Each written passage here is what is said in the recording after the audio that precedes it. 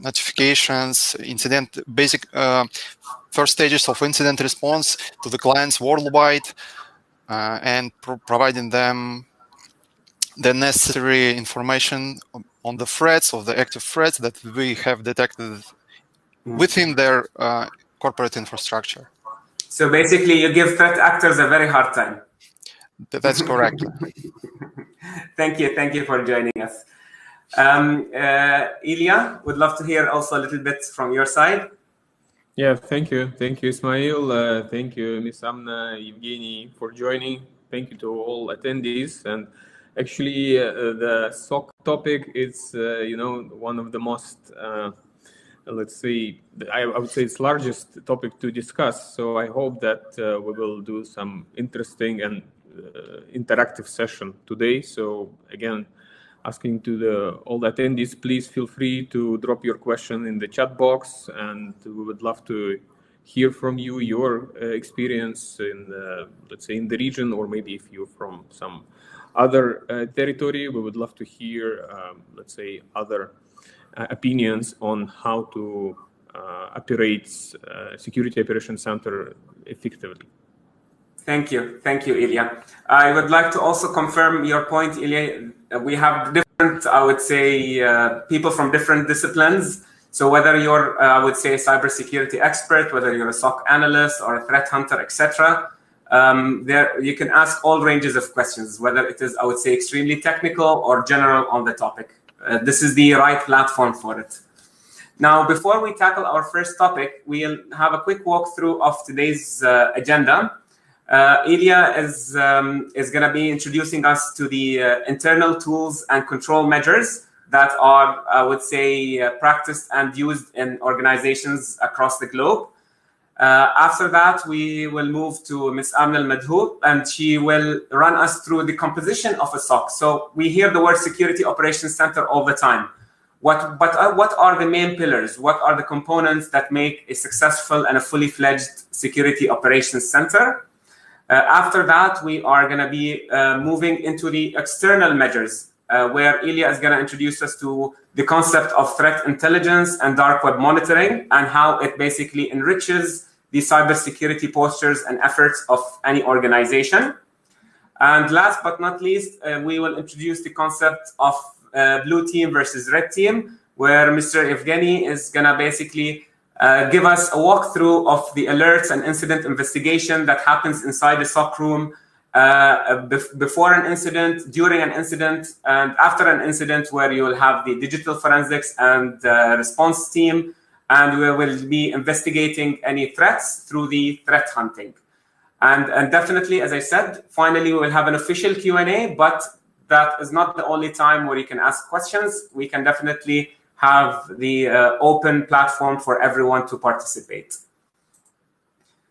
Ilya, we will move to your presentation, but we also have, while you are presenting, we will also have another poll question on this particular topic. But you can go ahead and start. Okay.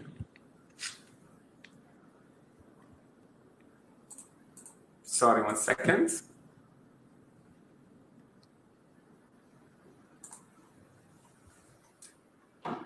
So Ilya, before I put your presentation, and while the audience is answering the poll questions on basically, in their opinion, what is the key challenge in a security operations? You are going to be introducing us to the concept of the internal measures versus the external measures.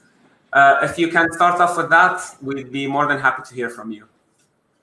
Yeah, thank you, Ismail. So I would like to start. As I said in the very beginning, that the topic is extremely, I would say, complex. I would like to highlight the most important, I would say, internal control that we have in the Security Operations Center is the team. So I would like to focus on that aspect. And since we have the name of the, let's say, of my part is the day of SOC analyst, I would like to elaborate more on that. So, Great. yeah, if you can. Yeah, sure. Yeah, I think this is a very, very interesting point. I think Ms. Amna and Mr. Evgeny can also confirm and agree with the audience, is that yes, we can all be unanimous about this, that the lack of resources or the expertise is the biggest challenge faced by, I would say, all security operations efforts. And this is something that I think that the audience also agrees on. Yes, correct. So, yeah. I think we have the participations here, so I'll be moving to your presentation.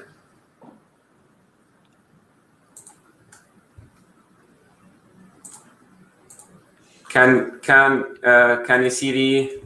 Can everyone see the presentation? Yeah, I can see. Actually, yeah, please, again, for the attendees, if you, let's say, from your experience, you see that there is something really important that, let's say, we need to discuss, or you would like to highlight some specific topics or points, please feel free. We here not to, let's say, definitely we are here for the education, but not for the just the boring presentations. We would like to have this session interactive, and I personally consider this platform as the opinion sharing, and it's actually will help all the organizations, not for the particular industry, but cross-industrial. It will help everyone to improve their operations and, let's say, help each other on the, some day-by-day activities. Okay, so as I said, the day in the life of the SOC team, it's the huge topic, and the team itself, I believe, and actually I read a couple of the recent research, how the organizations, let's say, distinguish what is the most important part of the Security Operations Center.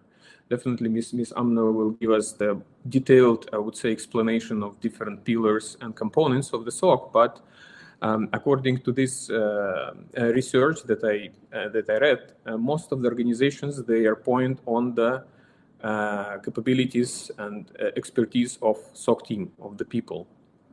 I can totally agree with that because the team is, it's like, as I said, the most important internal control and measures for you, for your organization to provide the effective service.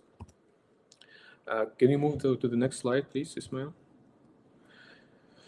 Yeah, just again, brief understanding about the organizational model. So all of you know that we have the different levels and different, I would say, lines in the SOC operations. First line should focus on the quick responses and the most, I would say, most common incidents. So here is the most crucial part, very important, to follow the instructions, the playbooks, the procedures that you have internally. And the first line engineers or analysts, they should focus to, with the no time, they need to respond on the well-known, let's say, standard issues or maybe incidents. The basic rule should be followed here. So the first line, they handle the incidents that could be resolved in, as I said, in very short period of time. Usually it's less than 1 hour or even half an hour. So the second line can cover the, let's say, the incidents for which you do not have, for example, playbook developed yet, or it is require some isolation of the network segment or the working machine or whenever, or you need to engage more specific resources.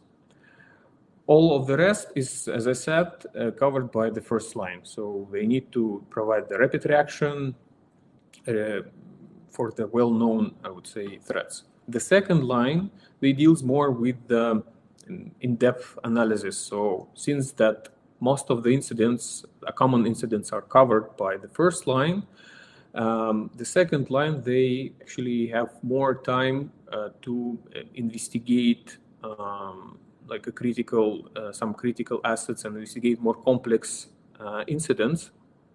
Also, they should track the, let's say, the activities of well-known hacker campaigns like WannaCry, or I don't know what is the other well-known things like a Bad Rabbit. I think everyone is aware about that. So the third line, as we see, it's like they are mainly engaged in the advanced hunting, means like proactive search and isolation of complex threats, some identification of hidden activities. So here is if we see the significant deviation from the normal behavior, we report it to the third line. Along with that, as we can see, the engagement of the different levels of SOC analyst, L1, L2, incident responder, threat hunter, we should not forget about the automatization, which is the also crucial part for the effective SOC operation. But automatization improves productivity and incident response time. The activities for the SOC team, they can, let's say, they can utilize time more effectively. You know, if you automate some well-known attacks, you will, let's say, clear your schedule, and you will be able to focus on the, let's say, maybe more detailed investigation. But here is a very important thing, that automatization is needed not to exclude the people from the monitoring process. This is the biggest misunderstanding for some of the industry organizations. They're thinking that, okay, so I do not have enough resources, I do not have the proper team members, so I would automate everything. So it's not working like that. So you can expand the capabilities of the team, but not eliminate their, let's say, engagement in the process. So, yeah. Actually, Ilya, I think this is an important part also. I agree with you that automation is extremely important and critical, but we had this discussion, and I would also love to hear from our speakers today. When is the right time to automate? Do you automate right off the bat? Do you have to have a certain level of maturity? Is there I would say a magic timeline or a milestone that you think you have to cover before you start automating any of the responses? I think that we can start an automation right off the bat, because, and I totally agree with Ilya on that, automatization should be used in terms of not replacing the human being analyzing the incident, but just in order to help them. In which ways automatization can help, actually? Of course, it should be used in attribution process, in different steps of incident response, like attribution, or steps like enrichment of indicators of compromise. This automation is needed so the human, the analyst, won't waste any time. And as was said already, the time of the incident response will shrink, will be reduced. So yeah, definitely it is should be used in attribution. Definitely it should be used in gathering additional indicators of compromise, and so on. Okay. If I want to also add on what you just said, also there is a process of validating. For example, there is you can automate the responses, and you also can automate the handling of a certain type of alerts, for example. It's again subject to review and baselining. So once you find something that is of known nature, response to it is very specific, that kind of alerts you can automate the actions as well on, which will take us also to a SOAR platform, which again I'm sure we will discuss, we will touch upon later on. But again, it's require not replacing the human, but having the humans drive the automation and to optimize the time of the resources. Yeah. totally agree. We have a comment from Mr. Hassan in the audience. He's basically mentioning also notification fatigue. I think this is what you touched on also, Ms. Amna, in terms of ticketing notification. Sorry, go ahead, Ilyan. Yeah, I'm just checking the chat box. Yeah, actually, the last idea I would like to highlight here that even if we implement some automation tools to, let's say, expedite the process of response and investigation, actually it's become more, let's say, the most sensitive part in the response itself, because we need to continuously review and improve this automation. First of all, because we know that threat actors, they are very creative nowadays, and they are always introduce us to some new things, new techniques, and actually it's quite impressive sometimes. This is, I think, disadvantage of our roles of the good guys. We are always one step behind. But from the other point of view is that automatization should be regularly reviewed, because the organization environment is the, I would say, life structure. You have new, let's say, new equipment, new system, you're adding, you're removing, you're changing the IP addresses. So, and if something, let's say, changed and you didn't make the properly reconfiguration or fine-tuning of your automatization system, so in the best way, you will just, let's say, reduce the quality of your optimization. In the worst case scenario, it will be some bigger problem, for you. Actually, I think we can have a whole separate session on automation in a security operations center, on the security operations. It's a very interesting topic. Yeah, I agree with you. So moving forward, if as we discussed, we have a different kind of tools and controls in our organization, and we see on the left side it could be firewall, proxy, IPS, IDS. It's endless list of the data sources or security controls which you could have in your organization, and you must let's say, integrate it with your SAM platform. So, by the way, I have a question to the attendees. From your experience, from which data source, let's say, or which data source you found the most valuable, and like what should you connect at the first stage? I mean, maybe it's not like a right or wrong answer. It's like from your experience, from which systems you get the most advanced or valuable data, I would say. Ms. Amna, maybe you can share with us your experience. So if you had to connect one log source, huh? Yeah. If you have, I was also interested about the question. Good question, Ilya. So I'm waiting for the answers from the attendees. But if I would start with, definitely firewall, IPS, and Active Directory at the minimum. Yeah, this is I agree with you. I mean, like obviously, maybe for the different organization structures and different IT layouts, it could be different. But yeah, usually from our experience and our clients and partners, they confirm that usually if you cover the network part, it will give you the most valuable, I would say, data. However, the less things like endpoint protection, EDR, I don't know, proxy, DLP, definitely help you to enrich the quality of events and improve the correlation, because the correlation is the most important part of, and the whole idea of the SAM system. It's not the log management, actually. It's not the collection of the logs. It's the proper correlation and gives and the outcome to the SOC team, to give the proper information about the incident.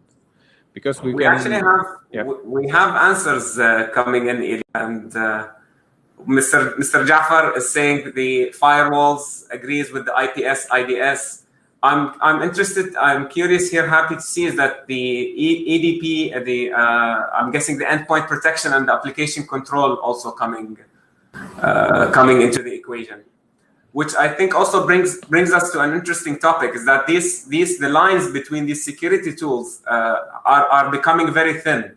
So now you have endpoint protections that cover a depth of other features, from vulnerability scanning, application control, patch management.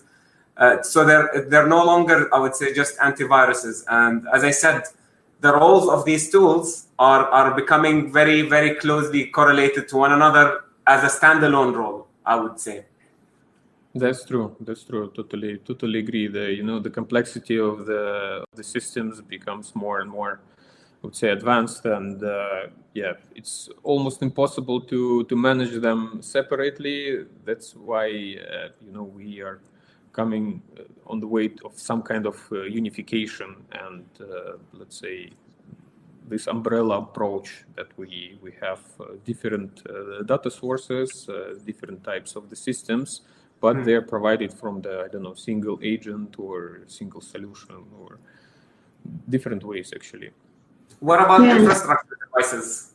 Mr. Hassan is saying infrastructure devices would be his pick. Oh, for sure. Applications, infrastructure, servers. Again, databases. As I said, it depends on the, let's say, organization structure or line of business. So for someone, the most important and most critical data is the IT infrastructure. So for someone, it's like it depends actually. If I may to put 2 cents in the discussions, from my experience, of course, we all start with the firewalls, with IDS, IPS solutions, sandboxes, and so on and so on. From my experience, if I have to choose one, it will be definitely EDR solutions, because it really helps and speed up the process of incident investigation in terms of whenever we see some suspicious or malicious communication going on from one of the hosts within corporate network, and we have a sort of agent on this host, we practically we can remotely see what particular process is initiating this such activity, what files, what file system activity this process is executing, and so on and so on. So my choice will be an EDR solution.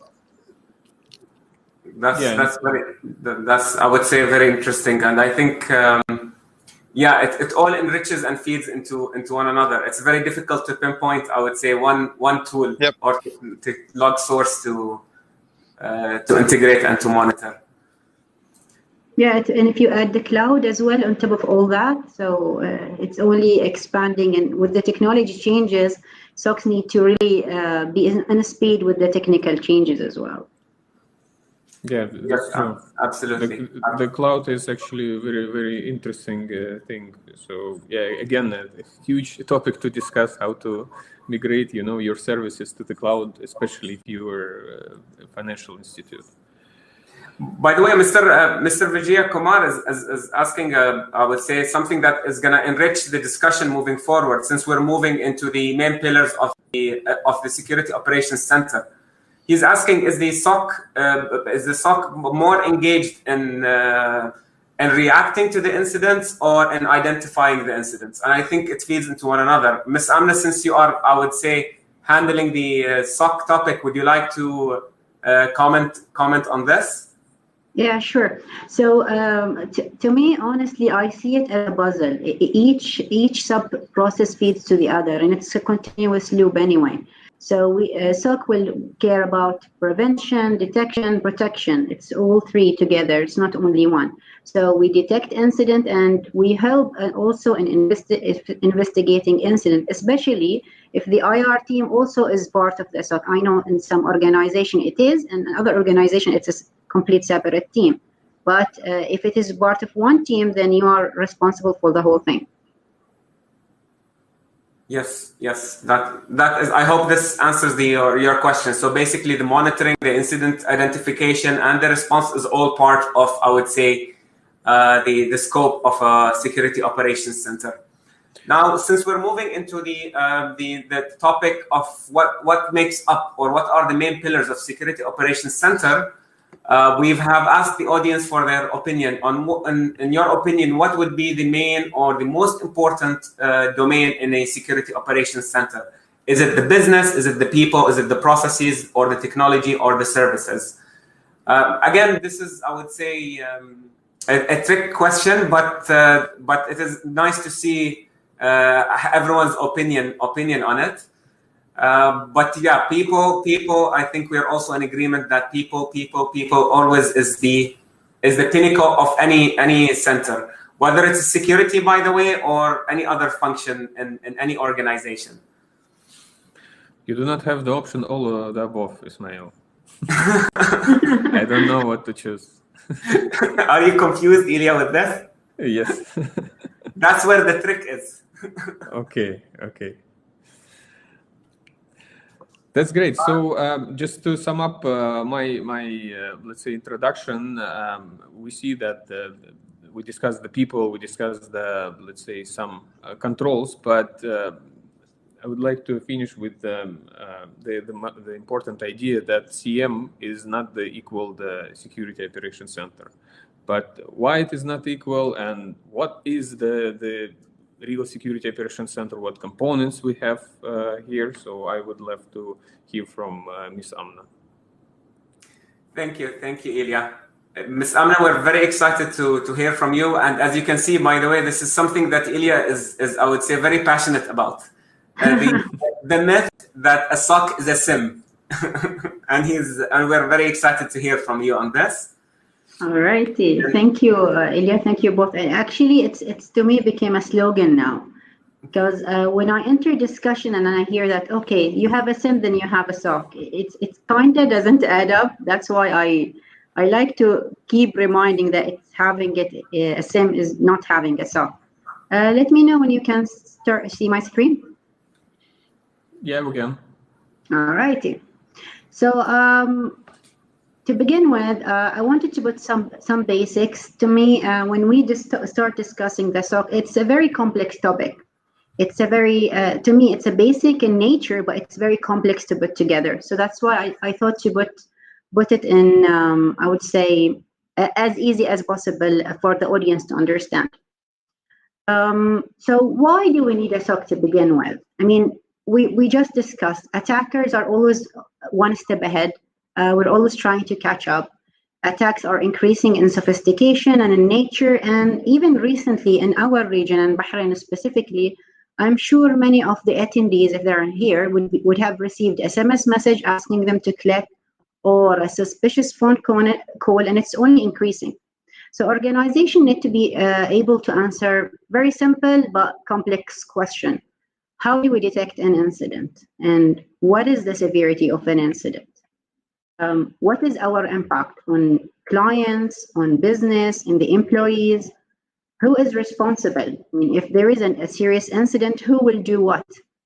So all these questions lead to the need to having a security operation center charged of helping the organization answer these questions. I wanted to share light on OODA loop. It's a military principle, but again, cybersecurity in its essence a lot of it came from the military anyway. And this principle to me is very simple and yet very effective. It will help security managers and cybersecurity teams to answer a question. So it starts with in any issue or an incident, we need to observe the environment, orient ourselves, decide, and take action. And it's a loop, so you continue in an iterative process. If I put it in more context, so in an observed stage, we will need to monitor and collect and store data from various sources. As we discussed earlier, it could be firewalls, it could be EDRs, it could be DLB. So we need to collect all the key information. In orient stage, we need to analyze them. And here where we talked about the SIM role, the role of correlation, and role of the people as well. Writing the correlation rule, writing the use cases, it's all part of the orient phase. Deciding is based on what we've seen so far, based on what we know. So what are the courses of action we need? Courses of action could be varied, could be something like containing the incident, but it could be as well a proactive future step that we will take. And acting or action is where we actually execute the decision that we've took in a previous step. We can apply this framework to any incident or any problem that we face, and I find it very useful for SOC team to understand. The next thing I wanted to also shed light on is the cyber kill chain. I'm sure many of you are familiar with it, and something similar to it is the MITRE framework, but it's a starting point for when we start to try to understand what attackers are doing in an organization. The cyber kill chain came from Lockheed Martin. It consists of 7 steps. So reconnaissance, weaponization, delivery, exploitation, installation, command and control, and actions and objective. Okay, so it sounds good. It sounds very military again. We do reconnaissance, we do weaponization. But if I want to put it in a real example, I would start with reconnaissance phase is about scanning the environment, trying to identify vulnerabilities. I'm sure we'll touch upon the blue team and red team later on.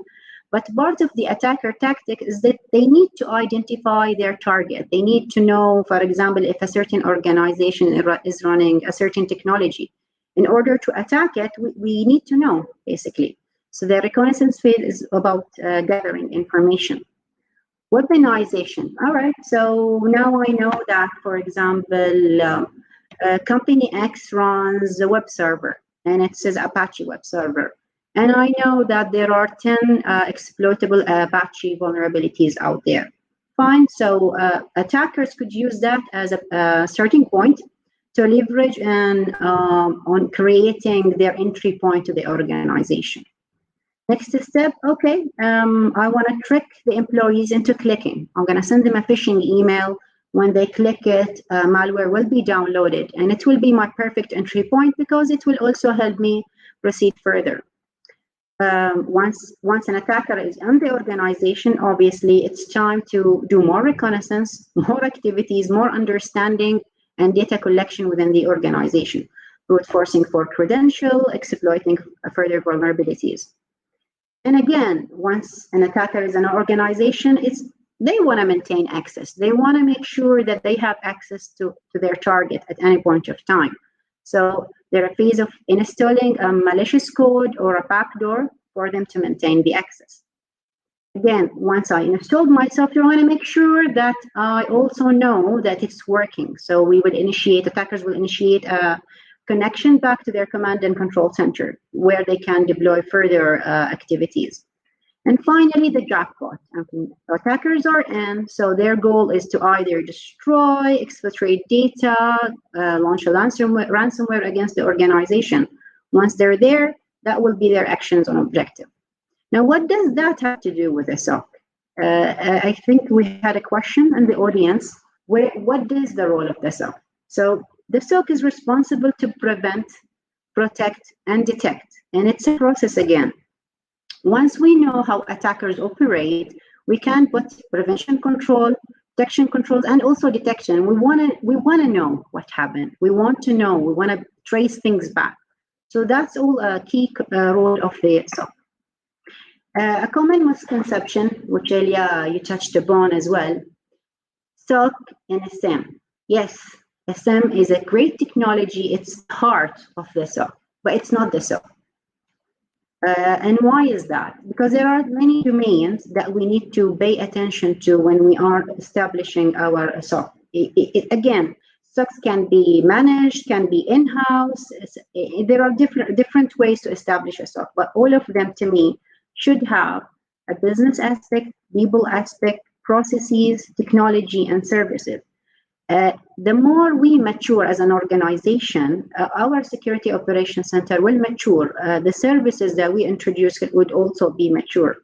I found this framework when I was trying to build a maturity roadmap for security operations center. This framework came from a guy called Rob, and I find it to be very eye-opening.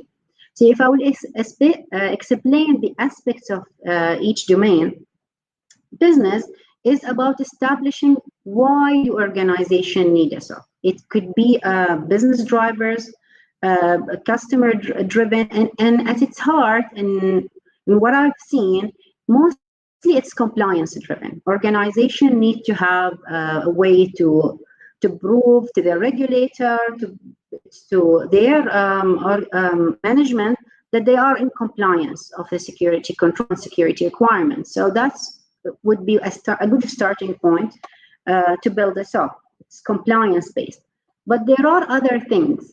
There are other objectives that organization can set as its driver for having a SOC. It could be they want to know more about who they are targeting, who are targeting them. So it could be, again, another driver to have a SOC.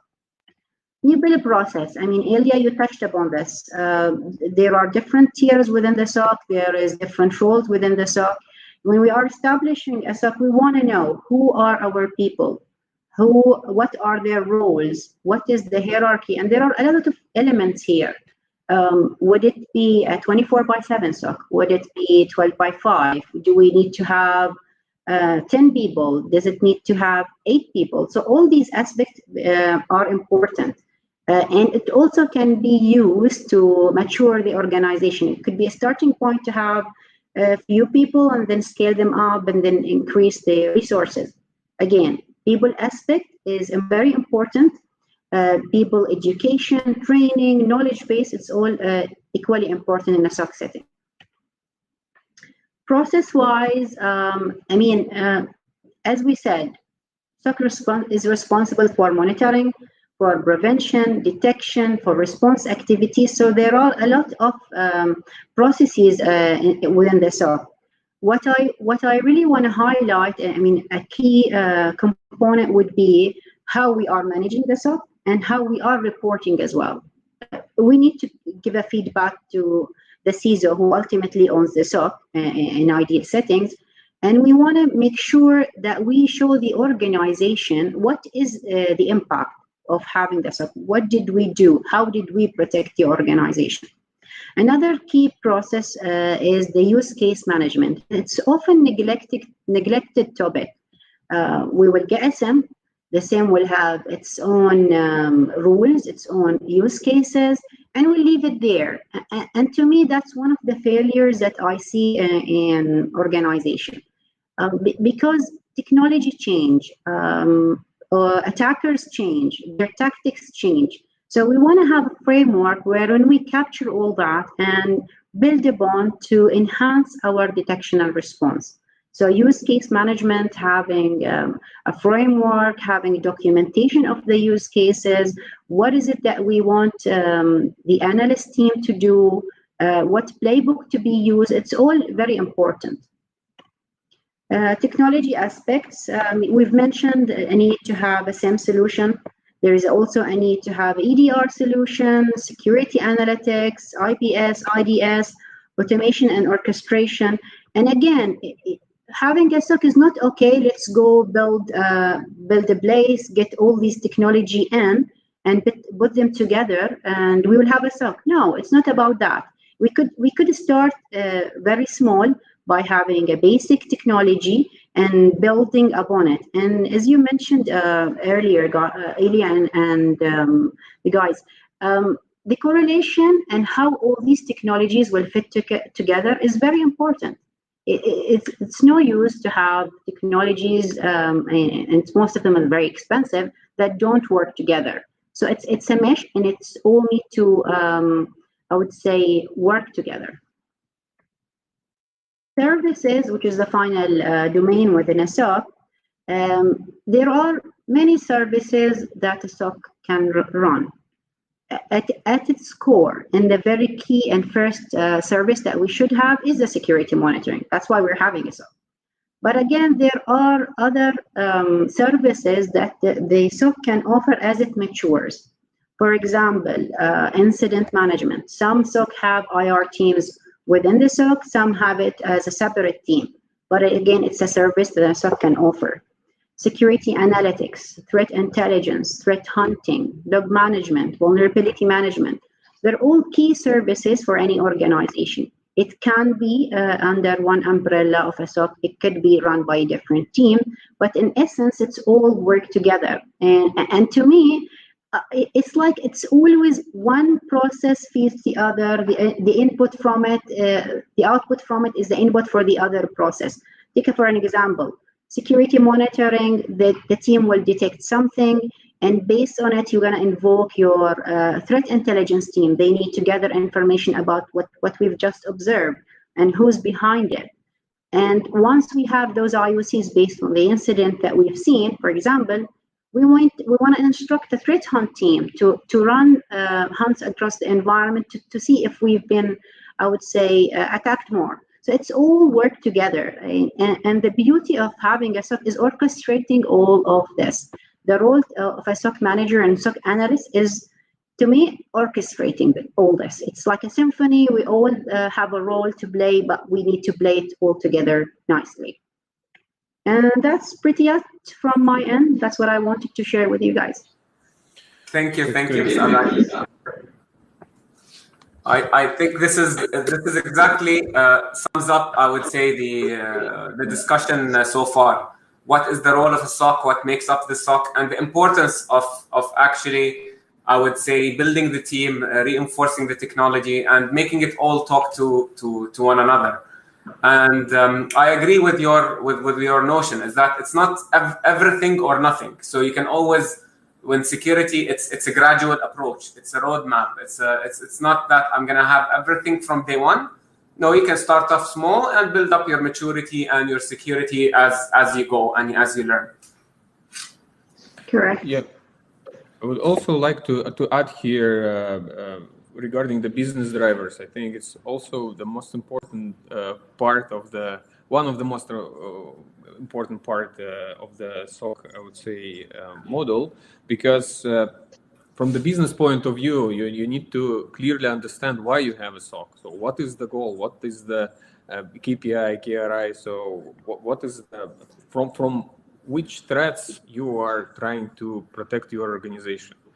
For example, in my experience, I met let's say, the SOC teams who are working with the financial department, imagine. So they were not in the risk or IT. So they was extremely focused to the protection on the specific and monitor the specific let's say threats or any potential issues into the financial department.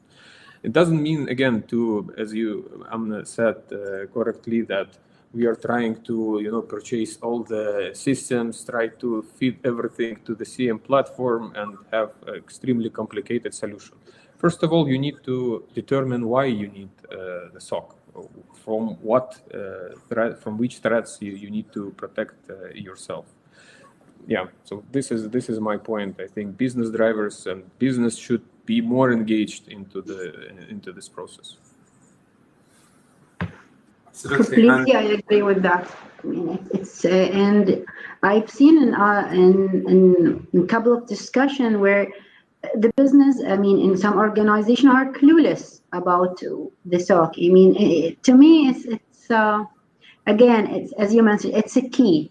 Business need to put forward what is it that they are after, why we are having this, and why we are justifying such investments as well. I mean, we all know operating these tools, having a SOC is not a cheap thing. So business need to be on board. Yeah. There was a great analogy from Amna on orchestration of the work process of the Security Operations Center. And I just wanted to highlight it again, that the key for successful results of your SOC team, of your SOC operations, is a good intercommunication between your tiers, between your levels, between different groups within a team, between your specialists. As always, communication is the main thing. That's my point. That is definitely, yes, that is definitely very critical. And I think now we've covered, or at least touched upon the internal environment or the internal controls. So Ilya, you walked us through the tools that are utilized by security operations. Ms. Amna explained to us how basically the main pillars or the domains of Security Operations Center and how they feed into one another. Now we can start looking outwards or into the external measures that are utilized by Security Operations Center, things that are beyond our endpoints, beyond our internal users. This is where we're going to talk about threat intelligence. We're going to talk about if an incident is identified. So Evgeny is going to show us what does a security team do for response? What do they do for threat hunting and investigation? Before we wanted to jump into the topic, since we're talking about, again, external factors and threat intelligence as a broader topic, we wanted to ask the audience their I would say their opinion or their judgment. Would you, to improve your industry protection, would you be willing to share information about security incident in your organization or that your organization has faced? And I think we are pretty split in between 50-50. And I think this is normal and expected. Some of us, I would say, are more protected and say that, I'm not going to share such information. The majority do say that, okay, they're willing to share. So as you cover this topic, Ilya and Evgeny, I think it is good to have this indication with us and the importance of threat intelligence and transparency. Yeah, actually, I'm mentioned this initiative on the previous Majlis, and I will continue to do that on every Majlis, I think. So I'm extremely convinced that such information, like indicators of compromission and, let's say, any valuable data about, let's say, security incident into the organization, in the industry should be shared across the all players in the market, because if we face some, let's say, incident in one organization, it's not a good practice. It's a must even for in some countries to share this data with other organizations to help them protect their environment, to make sure that they are protected at least from this well-known ransomware or attack or whenever. So I believe this is the great initiative, and it should be not, as I said, only through the industry. It should be on the government level, I would say. Yeah, and we have actually a comment or a question from Mr. Hassan about what is the regulator perspective on this. Since we have, I would say, a very rich panel with us today. We have Ms. Amna from Bank ABC operating here in Bahrain. Ilya, you've worked in multiple, I would say, industries and countries. And Evgeny, you're headquartered in Singapore, but your threat intelligence is used, I would say, globally. So you have a good insight on this. What is the regulator's perspective on this, locally and globally speaking?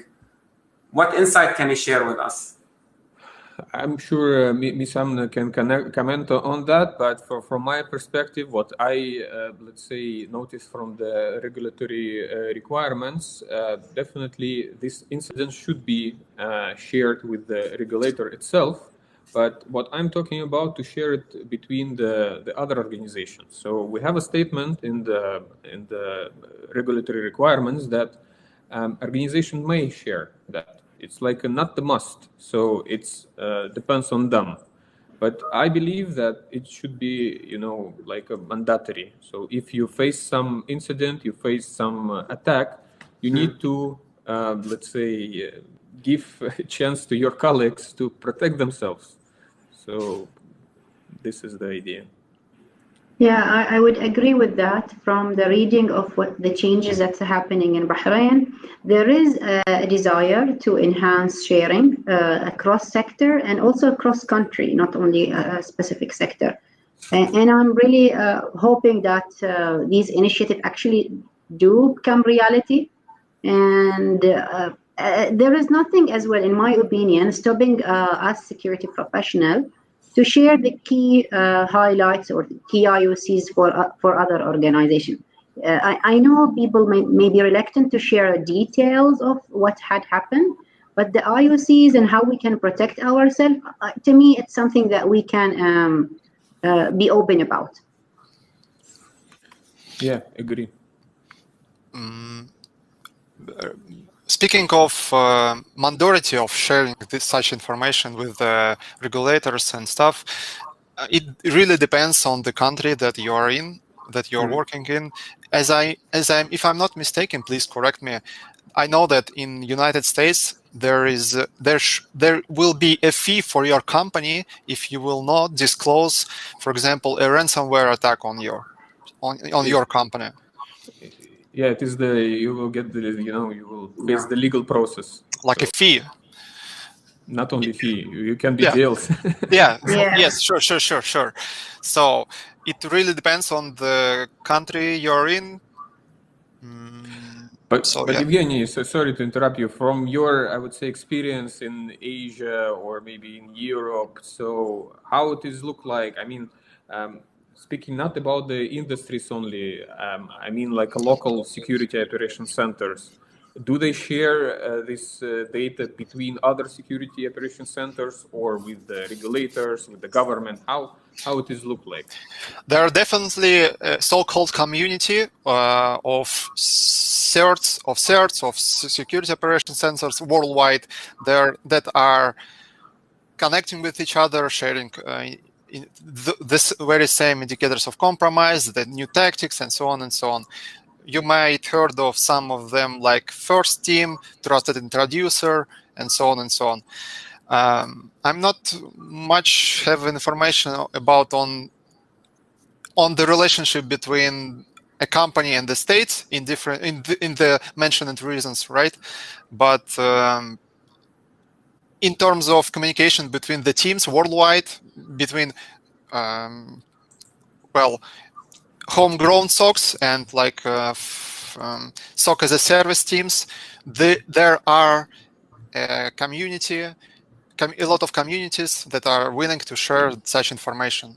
Like maybe of course they will be mostly de-anonymized anonymized information, but the spreading, the sharing of indicators of attacks is very valuable in such processes.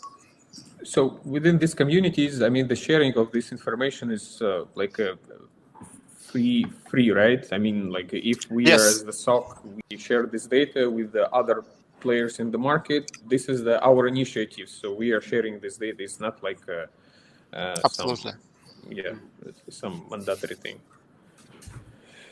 Okay. If I may also add, I'm not sure if you guys are familiar with FSISAC, but they are also trying to become it's a financial institution sharing initiative. It's US based, but they are gaining attraction as well in EU and also in Middle East.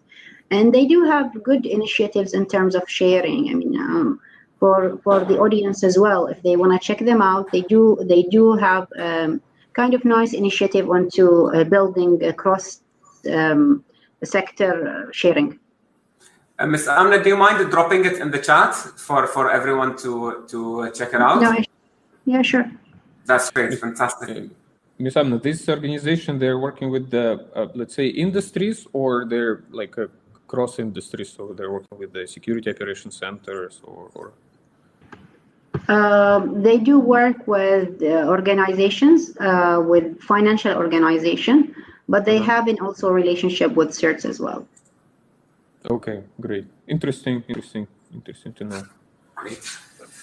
So now, Ilya, if you don't mind briefly giving us an idea of, since we discussed the topic of our indicators of compromise, sharing, and transparency between SOCs and security teams, if you can touch upon the concept of threat intelligence and dark web monitoring, and then we can finally jump into what happens, the aftermath with Evgeny. The floor is yours, Ilya. Okay, great. So we discussed the day of life for the SOC team, but as I mentioned, the cyber criminals and threat actors, they are also not, let's say, wasting their time. So that's why the internal controls and the systems that Ms. Amna mentioned, and I would explain in the very beginning, the internal controls to protect your environment.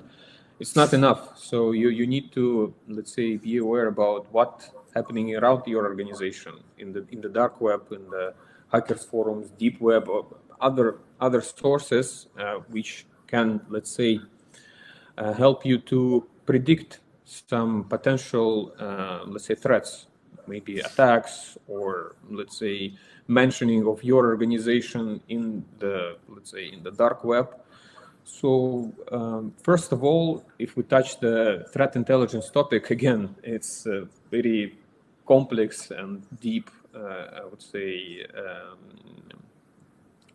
topic. What types of threat intelligence do we have? We have different, let's say, groups of TI. First of all, it's the strategic threat intelligence. It's let's say very high level for the C-levels, for the general manager, some information about cybersecurity posture, threats, impact of the cyber activities, some attack trends. So this kind of information. Also, you have the tactical TI, which is more detailed, and here we have these tactic techniques and procedures, TTPs. This is more usable for IT managers, SOC managers, NOC managers, so it's more like a detailed data. The IUCs, which we talk about, is the part of technical threat intelligence. It's the info about attackers' resources, command and control channels, tools, and so on. So this is actually the most valuable to, let's say, to update your, let's say, security controls, internal security controls to be protected against attacks. And operational, it's like some specific threat related to the company. With the operational threat intelligence, you can identify the threat actor and determine his capabilities. So more, let's say, related to the information about the threat actor infrastructure and so on. But in general, we have these different types of threat intelligence. But again, the most crucial part here that you as the SOC team, you need to build your own threat intelligence. It's not like some kind of data feeds or information from the external organizations or the initiatives in the industry that we discussed. So on the daily, day-by-day activities, and I saw in the chat box the question, what SOC analyst doing during the day, you know. This is also the part of the SOC analyst duties. So he needs to enrich continuously the internal threat intelligence, the idea about the attacks, idea about the threats, and so on and so forth.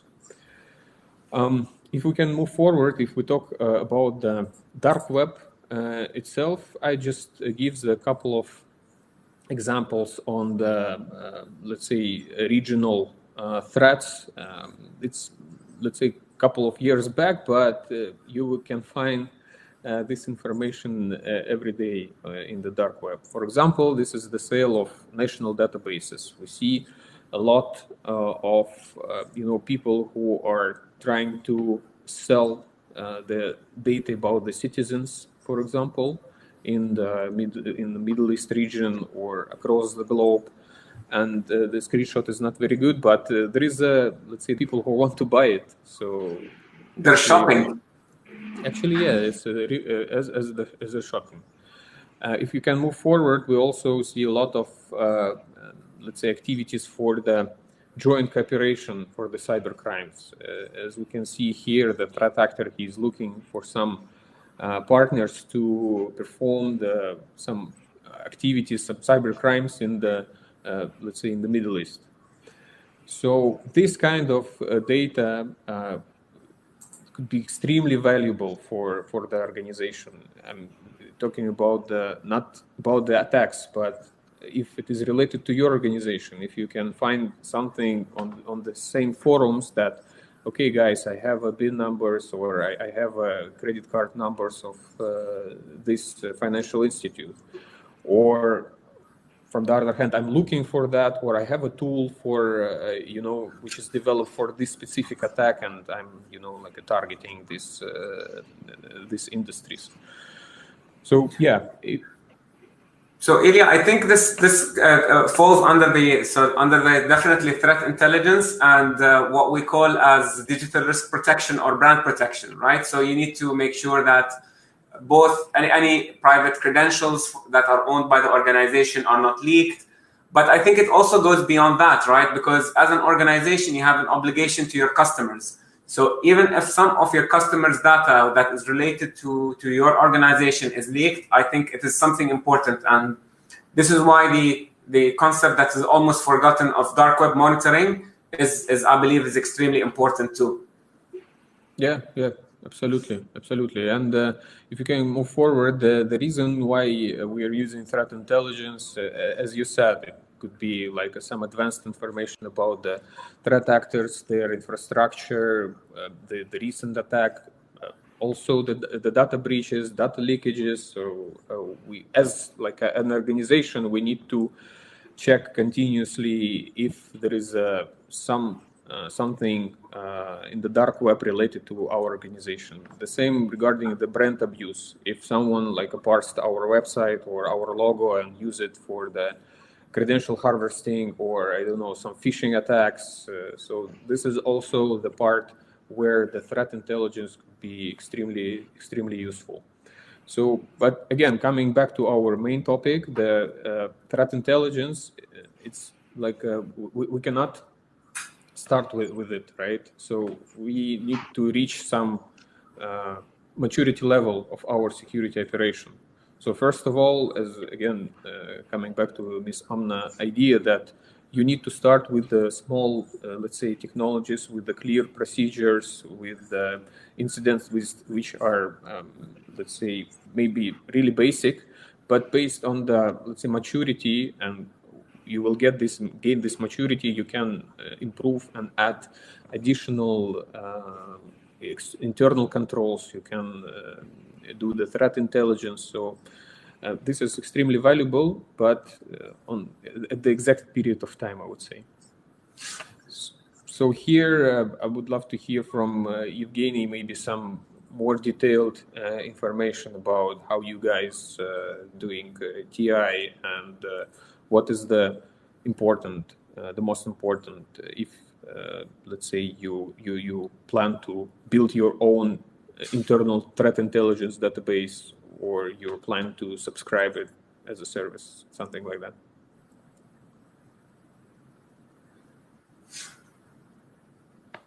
Evgeny, you need to unmute. We can't hear you.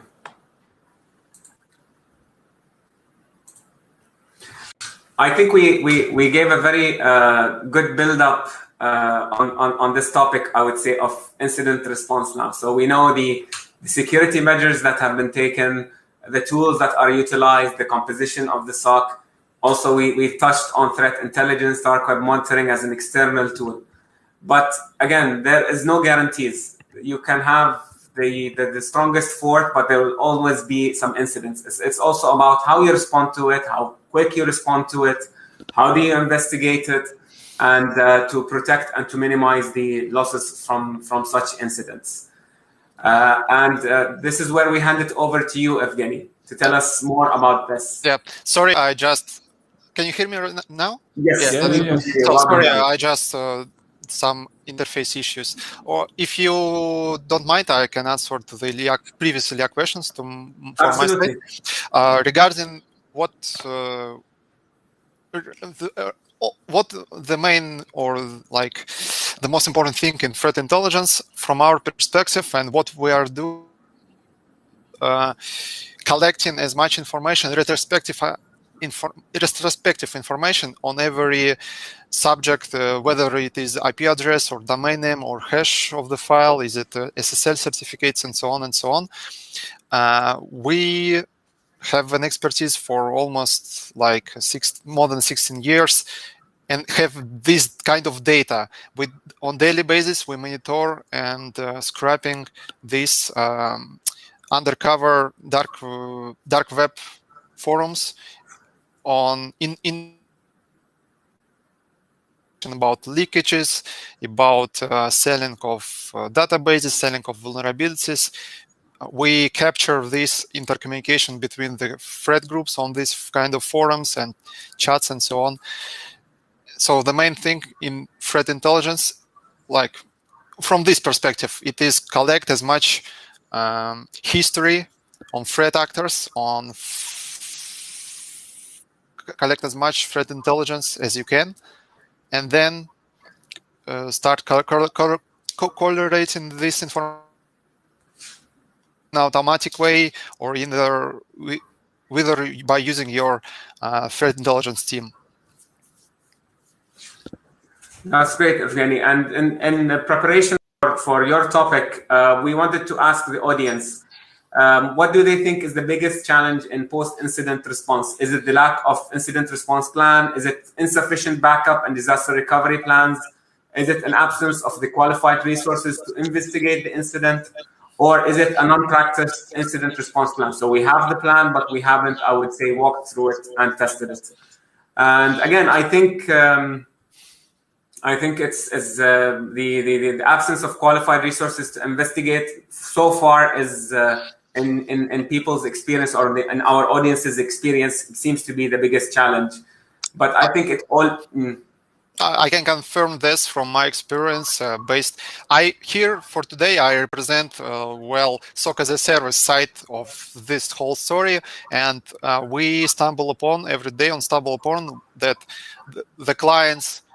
Security teams, some skills, some knowledges about the security in general, about cyber threats, and so on, and sometimes their inavailability to do practical things, whether it is locating a compromised host within corporate network, whether it is how to see what process is initiating this particular network communication, this kind of stuff. And we, of course, from our side, advise them, we teach them, and just by the way, this is not something that is identified as a negative, because it's impossible to have a team of 1,000 cybersecurity soldiers, right? This is why you have specializations. This is why you have consultants. This is why you have other teams that you can rely on to reinforce your cybersecurity efforts and your postures. So, in no way are we mentioning this as a negative. No, it's a positive thing to identify what gaps do I have and how we can fill them as an organization. Definitely. If you allow me to comment as well, it's a very interesting point from Evgeny. What I also would like to say, I mean, for the audience who are looking into joining a cybersecurity team or a SOC, learning never stops.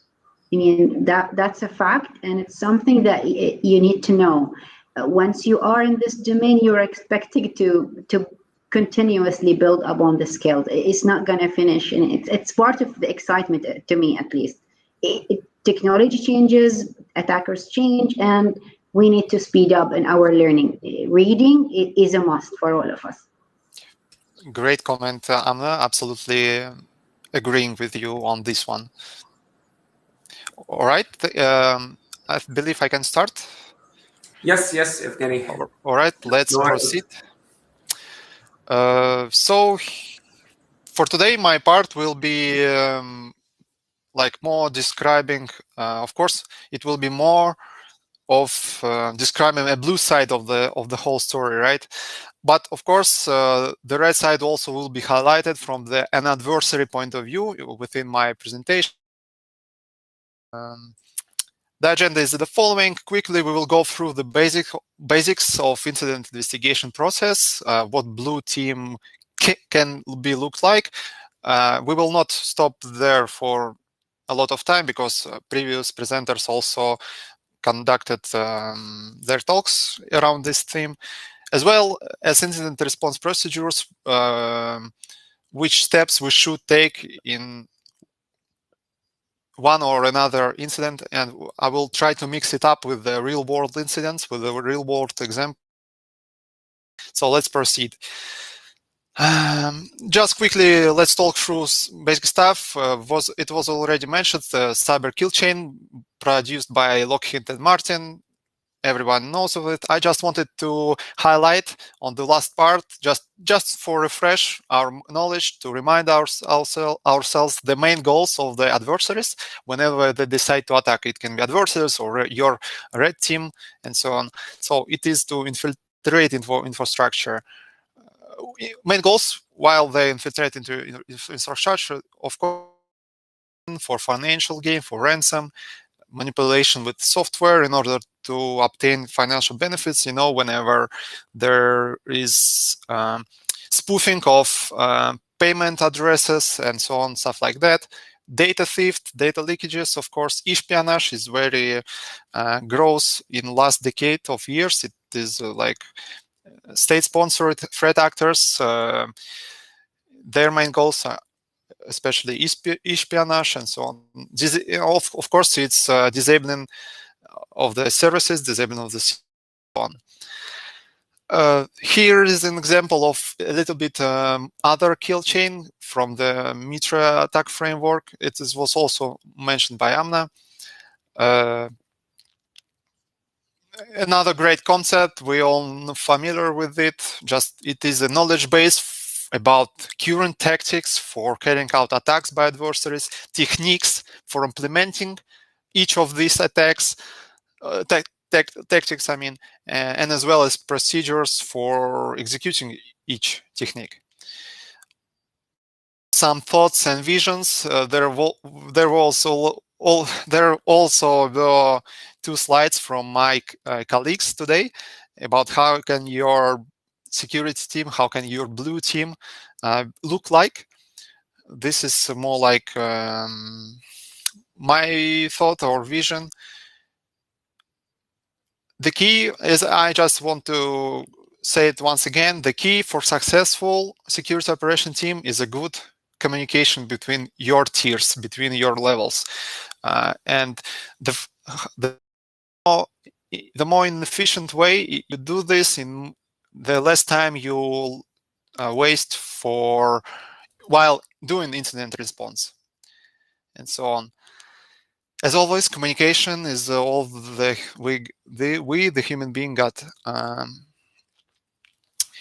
In general, your incident response team capabilities should be composed from skills and experiences in the following modules or domains. Of course, it's about log analysis kind of sources that we have already mentioned today. It is expertise in malware analysis and in endpoint digital forensic. You have to understand and handle. You have to learn how to handle properly threat intelligence information that you gathering from your feeds, providing a security assessment of Windows, of different kind of operating system and technologies. Of course, incident risk and crisis management is also a vital part of incident response toolbox. So let's talk about the incident response process itself. I would like to start with some trends and differences in approaches that were before the time and the present time. If we're speaking about earlier days, it was mostly about these incidents that were occurring. They were they involved only a few hosts, corporate network. Your incident response, it was starting with the shotgun principles. You start analyzing all the hosts within your corporate network, which was very time-wise wastely, and that was the era of so-called monolithic viruses, monolithic trojans. Whenever all the functionality they got themselves, they got one box. Right now, it is more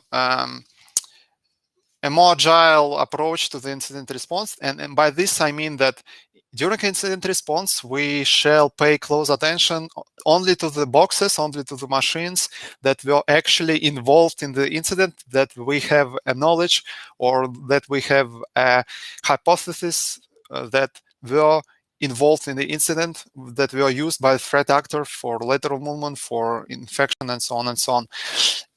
If in the past we try like turn the machine off and forget about it, try to reinstall the operation system and so on. Right now, in the light of filelessness of modern malware, we should pay close attention to save as much volatile data as we can for our further investigation, for our further forensic analysis, because fileless malware, it persists only, well, it is only in memory, so it is really vital not to turning, for example, not turning the machines off, but just isolating them from the local network, from the internet, and so on. Of course, if in the past there were monolith viruses, today modern modern Trojans is all about modular architecture.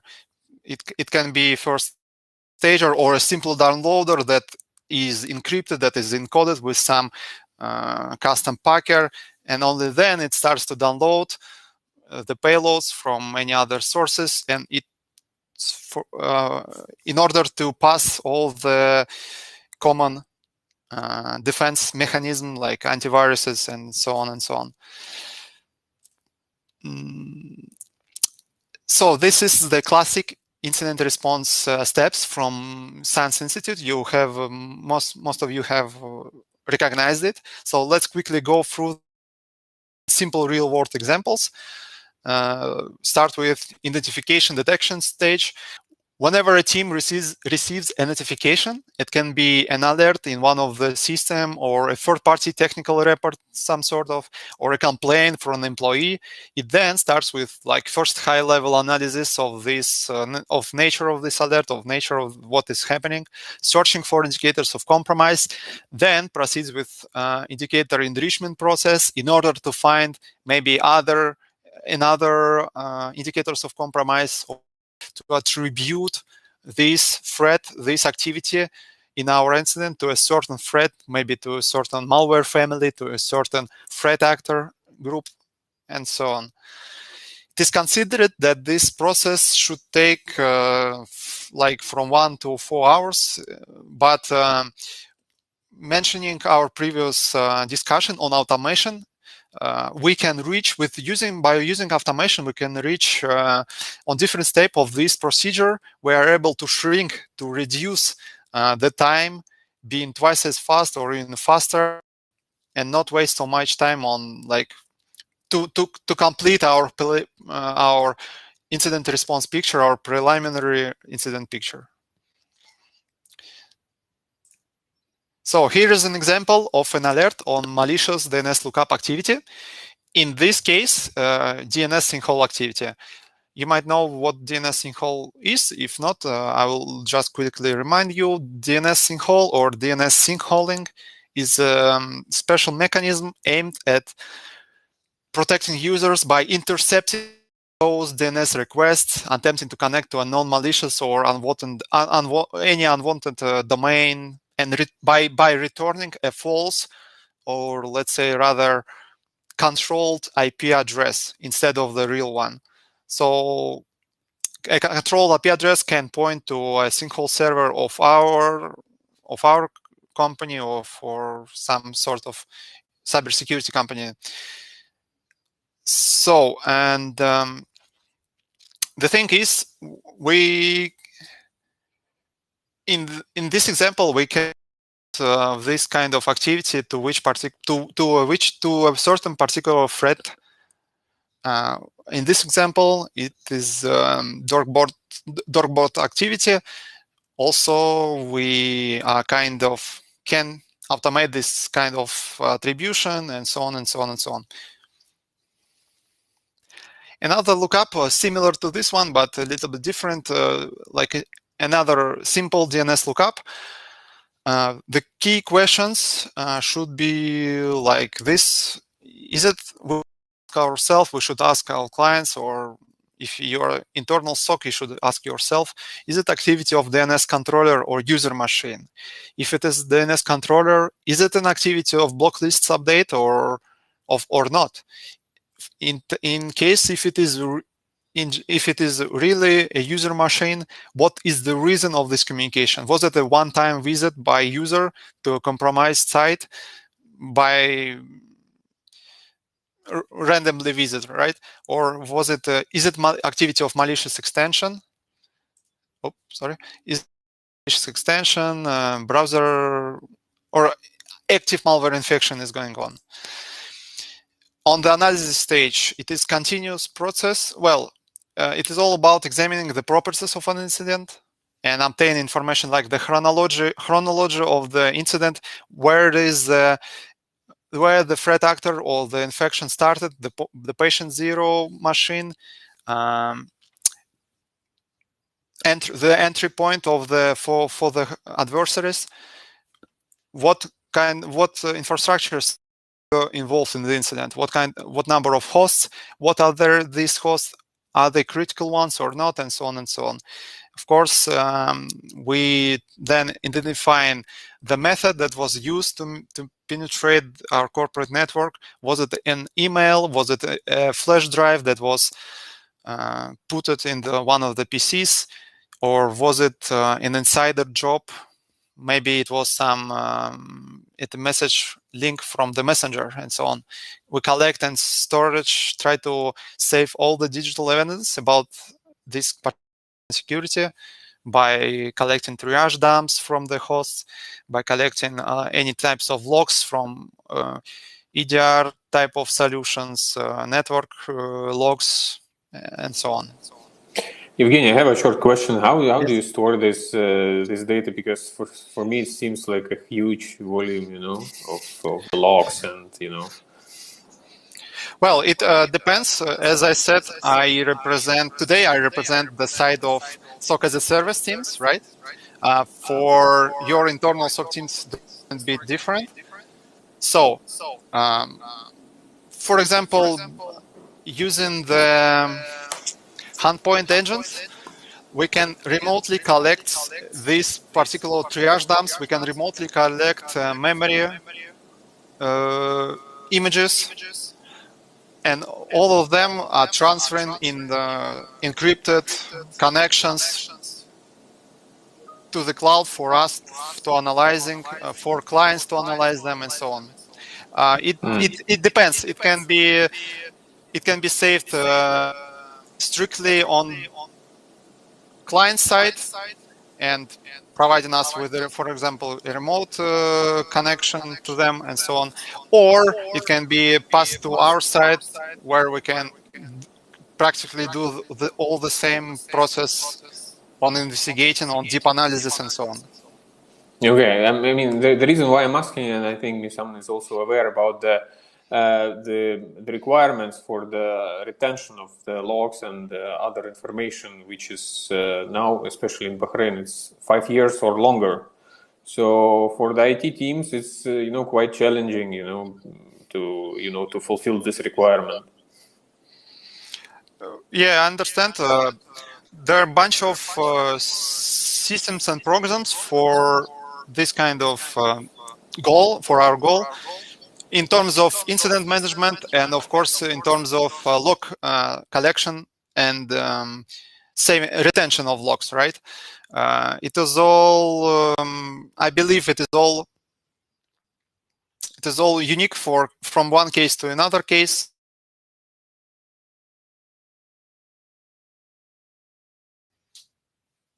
Ask about what is like in general picture, how to save up, how to save your logs. But in general, yes, it differs from country to country, as you said. It differs from case to case even. different to tell you the whole picture. Okay. But we've been asked all the time, from the IT regarding the lock retention, so that's why it's quite challenging, as I said. Okay. All right. Yes, about the analysis process, one slide, quickly go through it. It's this continuous process, sort of a loop, when we always start with the hosts or few of them, then proceeding with IOC search on each host, then proceeding with discovering a new indicators of compromise or a new of network indicators. We start looking them up in our threat intelligence databases. Then we run all these that revealed indicators with our hosts in our company and or in client's company, right? And then this way we detect a new bunch of hosts that for our further analysis, and the loop starts again.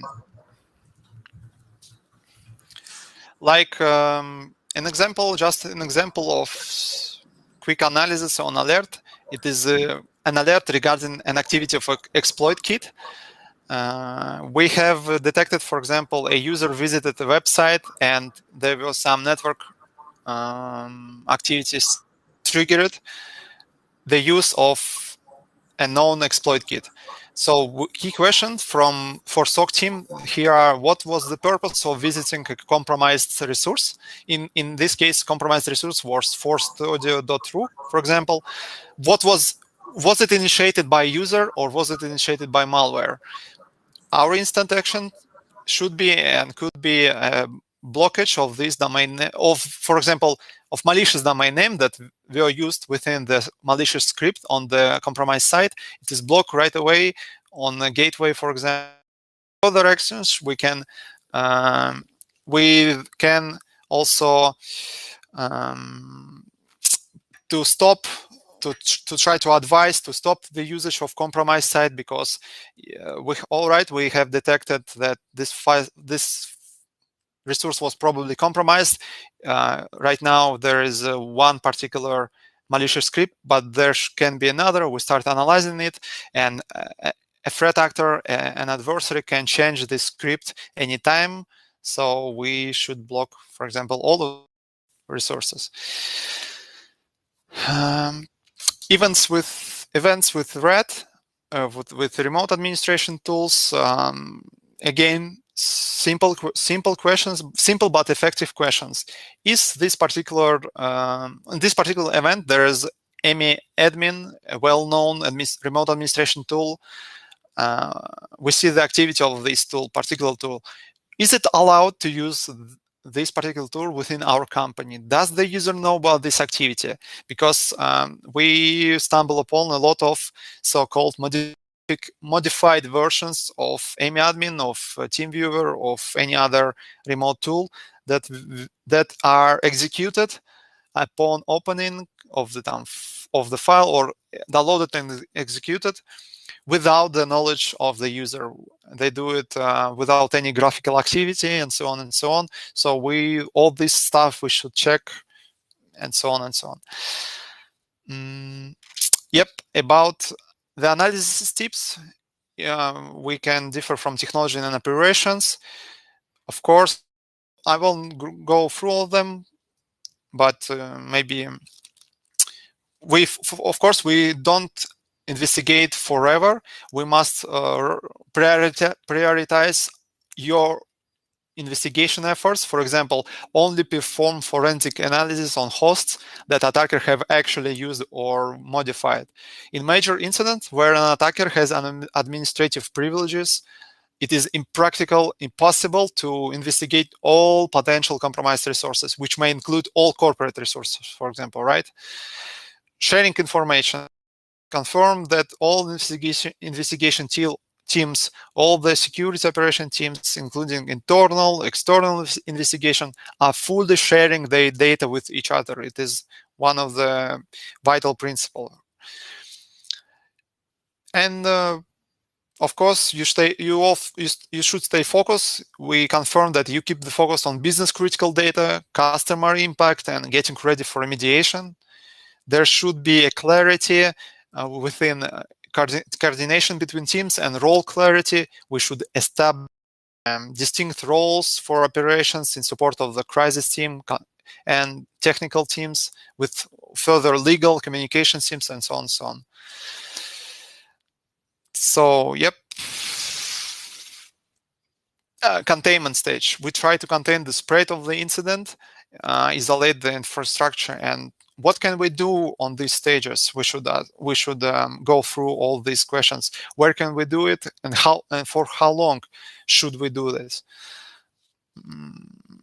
In case of when we cope with some activity, includes as external IP addresses of command and control centers, for example, or we have we can block, for example, this IP address on the gateway in the whole corporate infrastructure. In case of internal address, we use this. We isolation of network isolation of the host. If this is a laptop, we disable the Wi-Fi module of it, and so on. Domain name with IP address, we adding it to the blacklist and try to maybe we use the very same sinkhole mechanism if needed. Account names, regarding blocking of account names that of the personnel of the employee that were involved in the incidents. In case of spyware activity, when a spyware was executed, the data, the personal data, logins and passwords were exfiltrated. We should pay attention to, yes, in order, we should proceed with the actions on blocking account related to this person, to all the person that were, the information of which were stealed, blocking of them, changing passwords, and so on and so on. And so on. For example, let's pretend that we received a few number of alerts regarding scanning for vulnerabilities, like on reconnaissance stage. And right away, we should ask ourselves, is this target used in the client's company? What does it mean? That means vulnerability is aimed at some specific kind of software or device. We should ask ourselves, do we use these kind of devices within our corporate network? Do we use this software particular? If not, then there might be not a problem. If yes, how long wasn't it updated, and so on? We have to check up the current version. Was this particular vulnerability patched, and so on and so on and so on. Step here comes.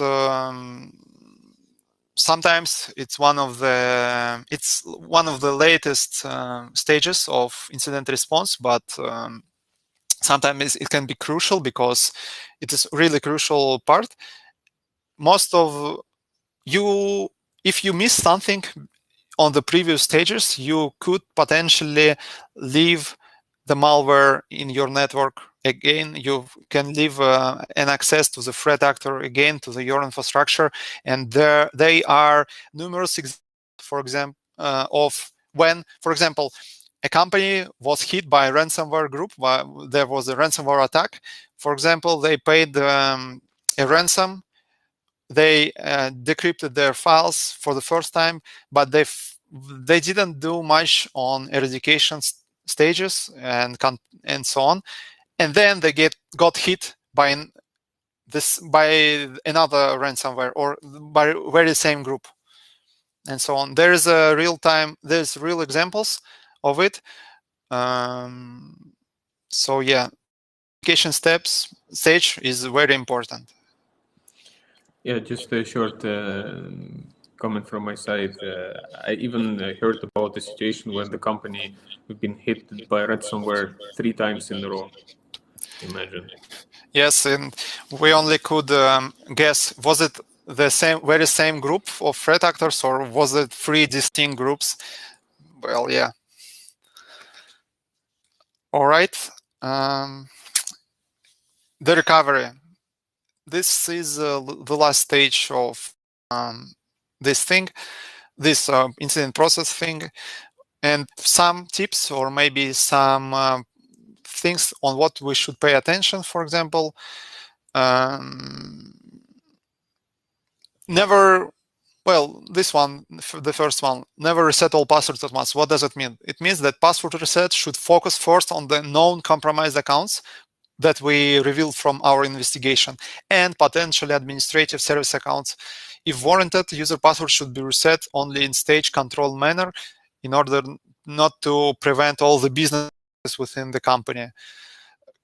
We consolidate execution or recovery task unless we face an imminent or like a very dangerous threat of losing our business critical data.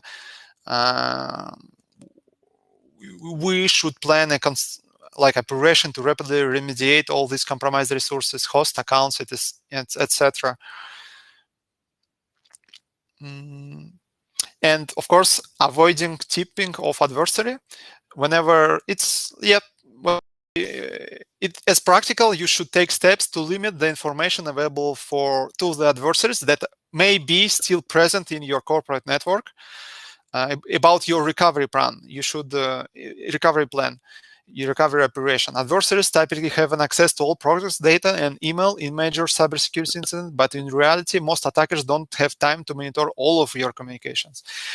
For example, when required, some incident response teams, they successfully use a non-production Office 365 tenant for secure collaboration of the incident response team, and just for that.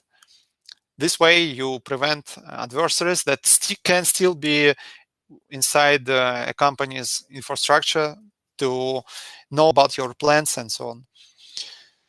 Won't stop much also on this. Let's proceed with the threat hunting part.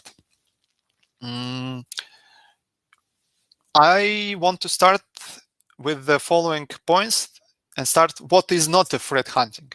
Why should this team, a SOC team should be dedicated group of people?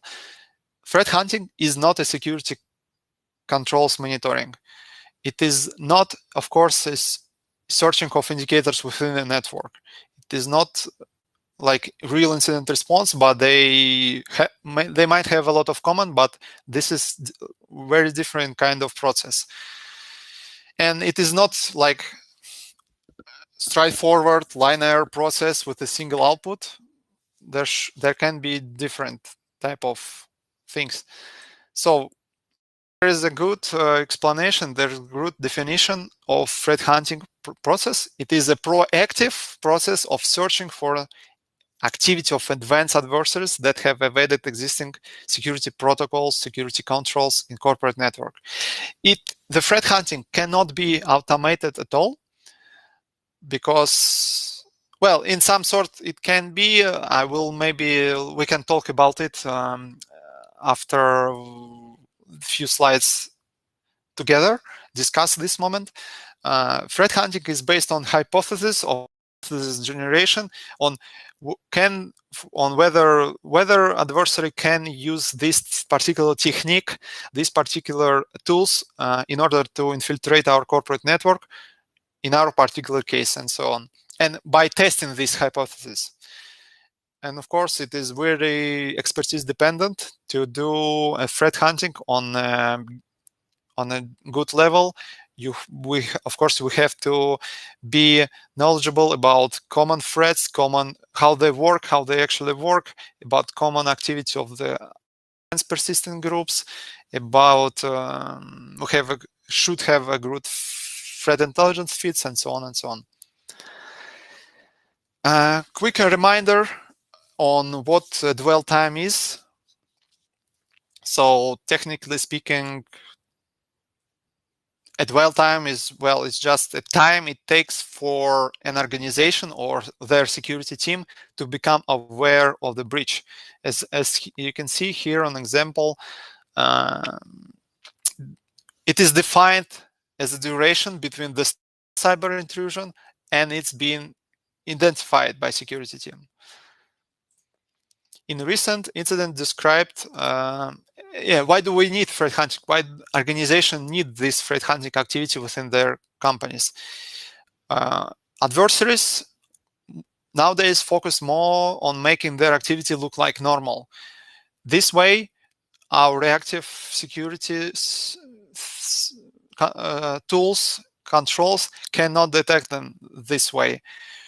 The threat actors can be, the dwell time of threat actors within corporate network can be more than 300 days, and they're being undetected.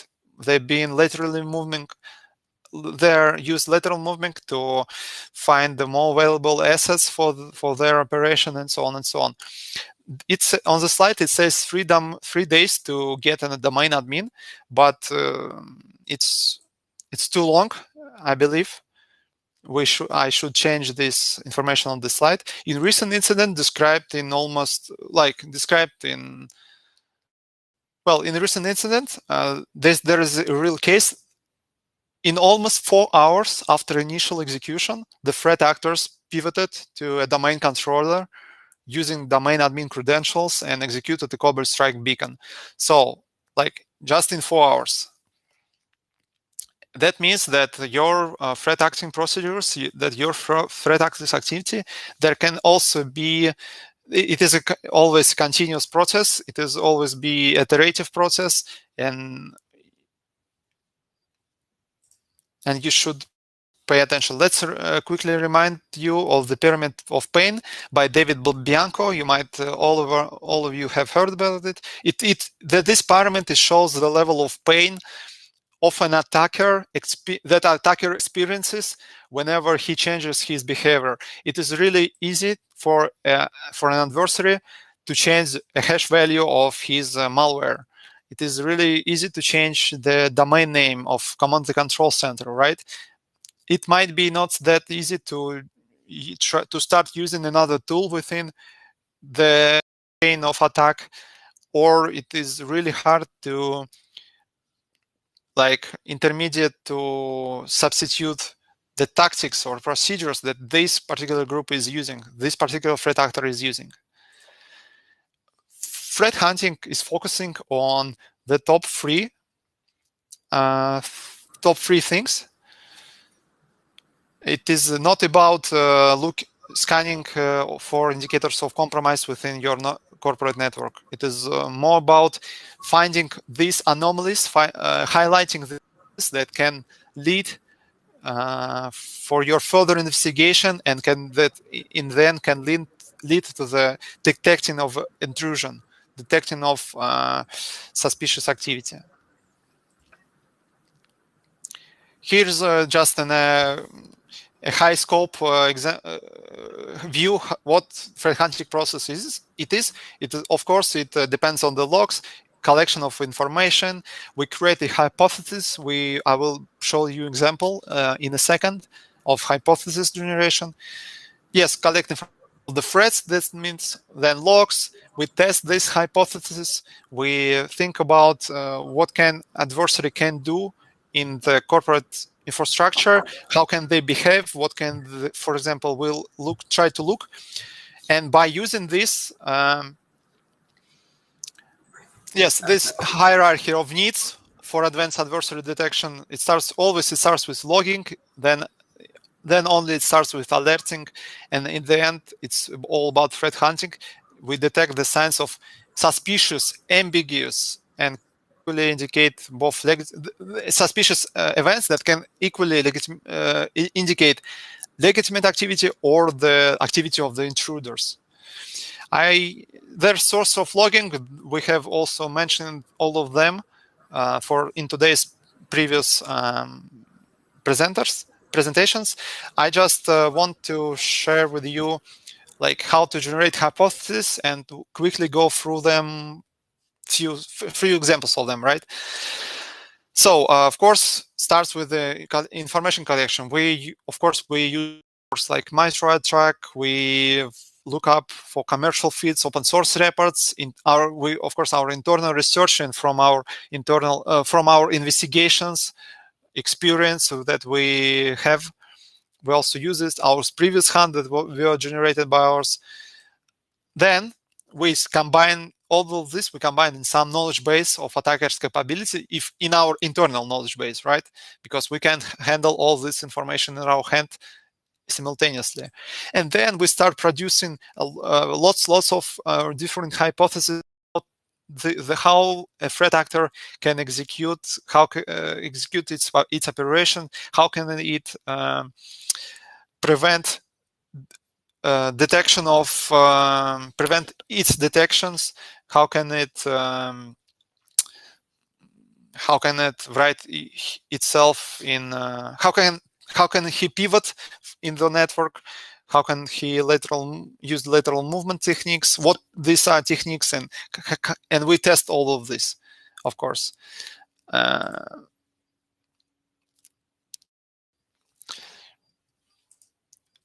Yeah, just I have already told about this infrastructure. Like dwell time ends when our incident response is going on. Well, when our incident response starts, we found, for example, some suspicious anomalous, and then we try to react to this incident. We gather all the information that was left by the adversaries, by the threat actor, and so on and so on. Let's go to this hypothesis generation. Of course, your hypothesis, as was said, it should be all cyber threat intelligence driven. You get your CTI notification, for example, about a new threat actor that targets financial institutions, that targets industrial organizations in your region, and so on. There are many attackers' capabilities described, and we suppose from this report, we suppose that the presence of these specific techniques can lead or can tell us about the presence of this particular threat. How can this malware persist? What internal capabilities, recon capabilities they use, and so on and so on. Next, for example, your red team or any third-party researchers identified some new technique which can potentially be used by real attackers. Of course, we test this hypothesis, but there are no real-world cases where this technique was utilized yet. Of course, we try to see all these trends. We're finding out these new techniques by ourselves, and we make them. We produce queries, we produce so-called hunts for this kind of activity. Also, good to mention, threat actors are also humans, and they're great psychologists, most of them. Well, so they will definitely use in their social engineering attacks, in their phishing attacks, they also, of course, will use current threats about the Olympic Games or about the viruses, worldwide viruses, and so on and so on. So this is also can be a source of your hypothesis generation, right? Let's see what kind of emails we have received regarding the COVID situation. Let's see, or in your, for example, in your country, in your region, there was issued a new rule or a new some diplomatic, I don't know, agreement and so on. Let's try it out to find out was there any emails with the same similar subject and so on. Was there any activity from particular senders of this email and so on and so on. The generalized threat hunting process. Why do we need this? Again, dwell time reduction of the threat actors.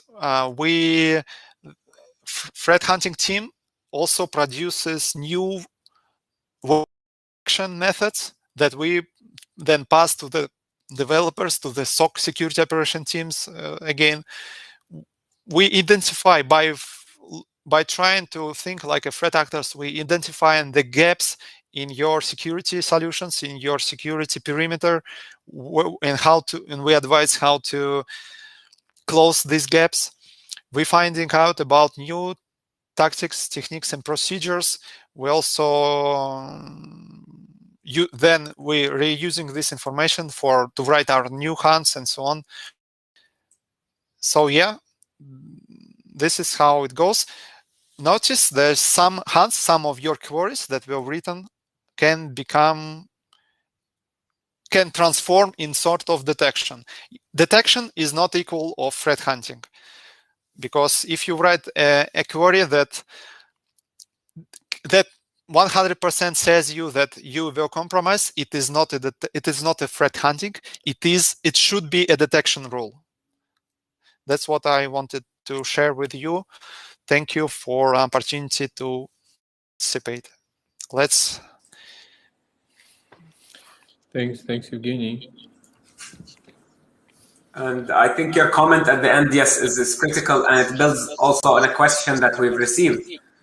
Is whether can we consider external and internal penetration testing as threat hunting? And I think you and Ms. Amna both answered it. Now I would like to open the platform for our attendees if they have any particular questions on any of the topics that we've covered today. So just to sum up again and recap, we've discussed the internal security tools and measures that are utilized by SOC team or by security operations team. And then we moved forward with where Ms. Amna walked us through the main pillars or the domains that make up a security operations center. And from there, we covered the external tools and measures that are utilized and that can enrich a security operations center. And ultimately, we ended with basically threat hunting, incident response, and digital forensics, with Evgeny walking us through the process. Any questions? Let me turn into the Q&A. Also, during this time, if you can share with us, I would say, what is your feedback on today's session? Do you feel we've asked the question, for example, how would you rate, I would say, your understanding of Security Operations Center? And after today's session, we're hoping that we have shed some more light. We were able to increase and share awareness. So if you can tell us from your experience, was there an improvement? Did you feel, I would say, that we covered the topic? And what was your take on it?